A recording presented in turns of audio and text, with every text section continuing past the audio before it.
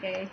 Selamat siang Ibu. Selamat siang. Perkenalkan, saya Clara dan saya Suster Karel. Kami dari Universitas Unikat Majaya. Sebelumnya boleh saya tahu nama Ibu dan sebagai apa di sini? Saya itu Endah, panggilan namanya panjang tapi panggil aja Endah. Saya di sini sebagai staf tata usaha ya, tapi bisa mewakili juga tamu kalau ada yang mencari suster, kepala sekolah. Oke.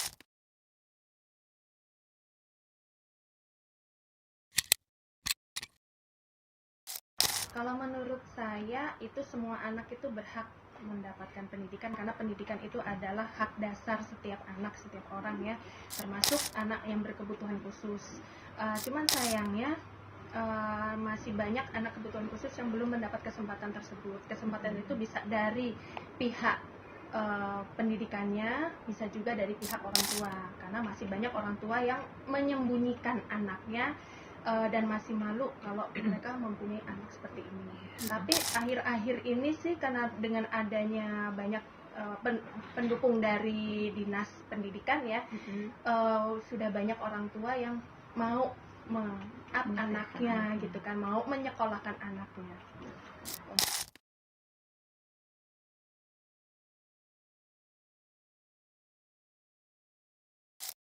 Kalau visinya itu adalah mewujudkan seluruh penghuni di SLBC Dian Grahita, penghuni itu bisa dari pendidik, terus dari tenaga pendidikannya dan peserta didiknya itu untuk menjadi yang beriman, berkarakter Kristiani, karena kita basicnya Kristiani ya, Katolik, terus memancarkan terang, menjadi pribadi yang bersukacita, cerdas, berprestasi baik akademik maupun non akademik.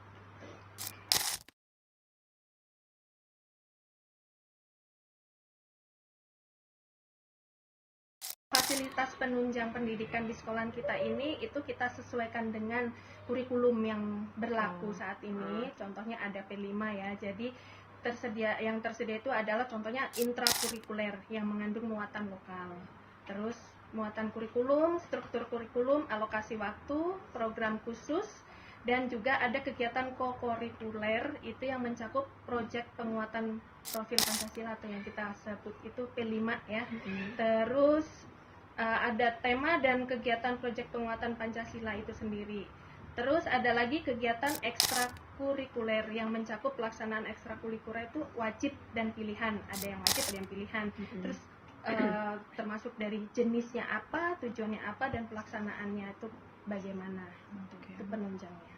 Mungkin boleh disebutkan kurikulernya seperti apa? Kalau kurikulernya itu bisa kurikulernya itu dalam kemarin itu kita ada pentas seni ya, termasuk P5 proyek penguatan Pancasila yang mengangkat adat istiadat budaya Indonesia, kearifan lokal. Jadi kemarin tuh terakhir itu dari Betawi ya, adat Betawi yang karena kita di Jakarta kan, jadi yang kita utamakan tuh Betawi.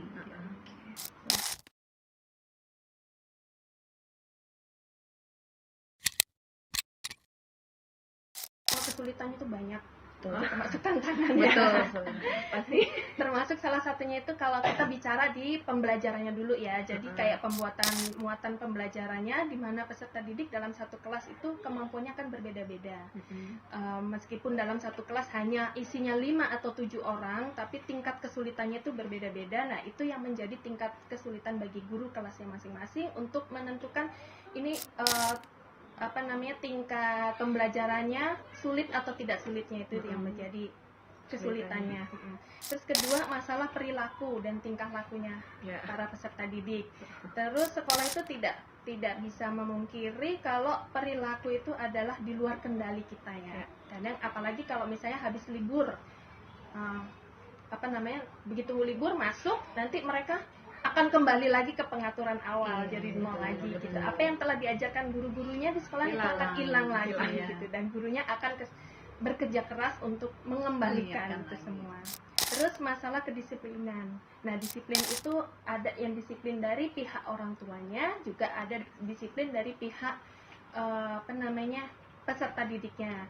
Contohnya kalau orang tua, anak sudah siap mau sekolah nih, ternyata orang tuanya belum siap, masih harus ngurus ini itu. Terus kebalikannya, orang tuanya sudah siap, anaknya yang susah dibangunkan karena malamnya mereka begadang gitu. Tuh. Terus kedua, masalah kedisiplinan dalam hal berpakaian, terus dalam hal makanan ya, makanan misalnya kan kayak contohnya anak autism itu ada pantangan-pantangan makanan, dan itu kadang-kadang orang tua entah sengaja atau tidak sengaja itu dilanggar. Jadi kadang-kadang gini, orang tua itu untuk ngambil praktisnya aja supaya anak saya diem, anak saya minta mie misalnya gitu kan, anak-anak suka mie tuh, minta mie, ya udah dikasih mie, dikasih coklat, padahal itu untuk supaya nggak marah, padahal itu untuk anak autism itu tidak boleh, harus dihindari.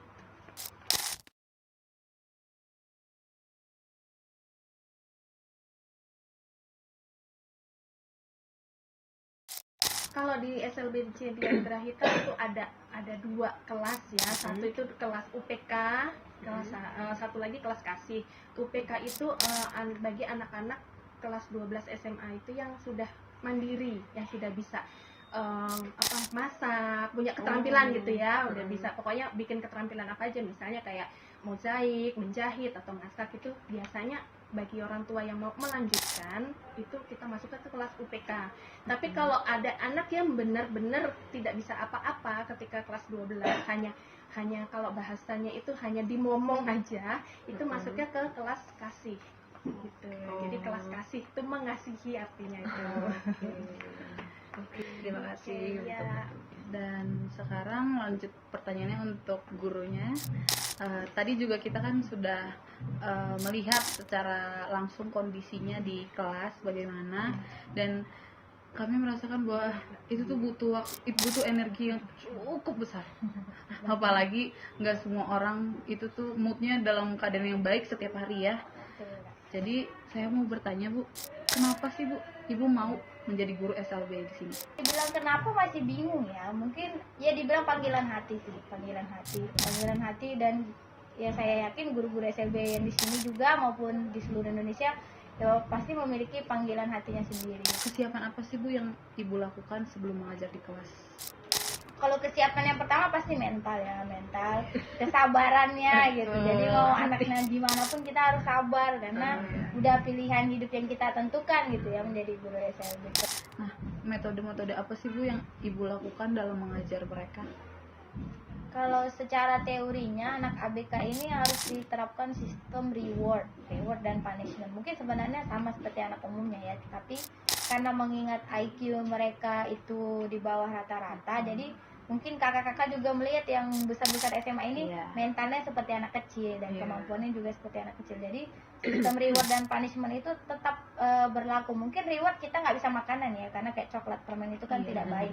Rewardnya itu pujian, makanya anak-anak itu senang hal-hal kecil kayak tadi kan di tos aja mereka udah happy banget, tos tangan gitu, ayo pintar, yuk semangat yuk gitu. Jadi anak-anak tuh kalau dipuji tuh senang banget. Jadi ketika mereka melakukan hal positif, baik kita puji, dan kalau dia berbuat salah kita tegur. Seperti tadi misalnya kalau Lionel iseng, saya langsung suruh dia minta maaf saat itu juga ke temannya. Itu mendidik disiplin ya, mengajarkan perilaku yang baik juga gitu.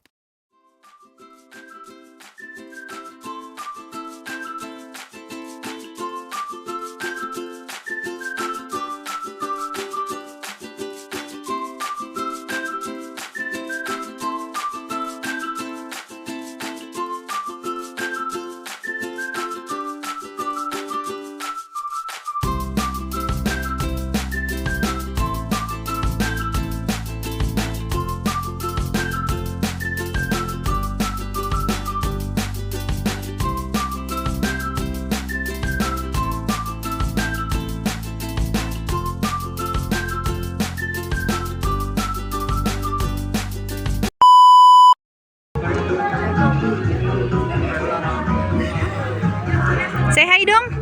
Kira mau pipis. Oh, Kira mau pipis. Pipis, just pipis. Kamu mau pipis?